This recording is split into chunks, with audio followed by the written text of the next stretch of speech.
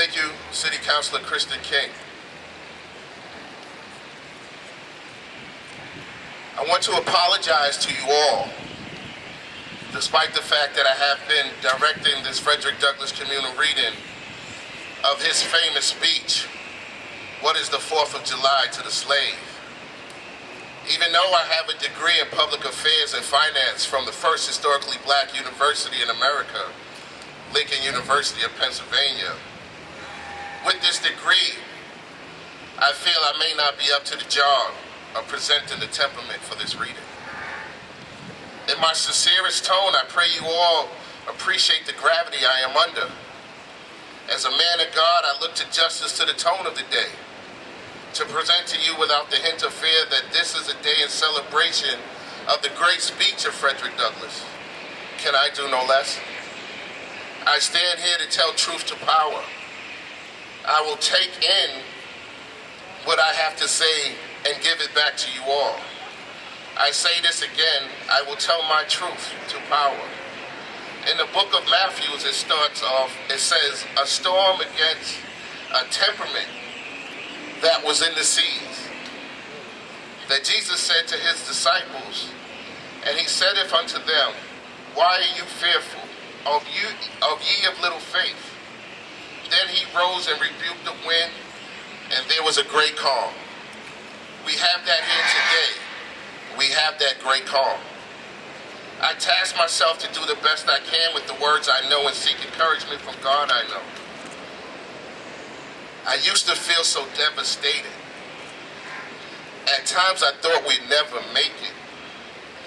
But now I know we're on to greatness. And all that ever took was patience. Pro era. Black slaves' arrival in the 1700s took 100 years before we were acknowledged by our president. 1863, we have to be patient as we look for President Abraham Lincoln to free the slaves with Proclamation 95, an executive order. Oh, as people, we thought we've made it. We were on the road to an era of reconstruction for the black slave living in America. Oh, the jubilee that occurred. You could hear it dead in the heart of Texas. Well, deep in the heart of Texas. Oh, by the way, the slaves in Texas took a little while before they were freed as well. Juneteenth celebration. I used to feel so devastated. At times I thought we'd never make it. But now we're on our way to greatness. And all it ever took was patience. As we took up the charge to live and work as freemen, there were others coming out of the Christian church who could not see the black man as self-sufficient part of the American dream. The dream that all Americans hold dear as slated in the Declaration of Independence. We hold these truths to be self-evident, that all men are created equal, that they are endowed by their Creator with certain inalienable rights, that among them are life, liberty, and the pursuit of happiness. Those words were spoken by leaders, our founding fathers, some who were ordained ministers. These ministers of the Christian faith promoted all men are created equal until we get to non-whites. Then the practice of separation but equal is going to be the norm.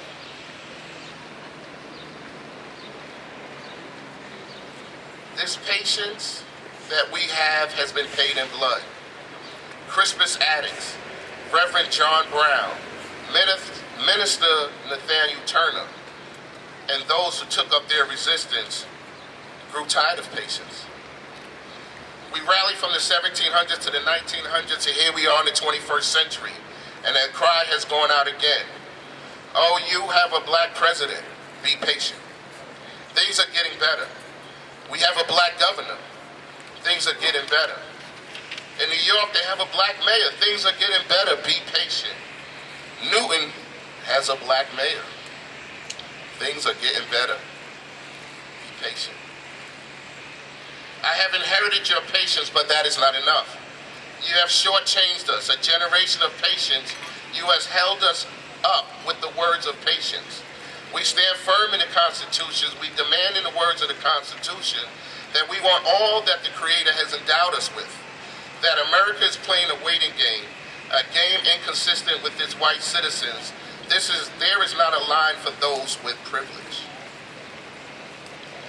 I used to feel so devastated.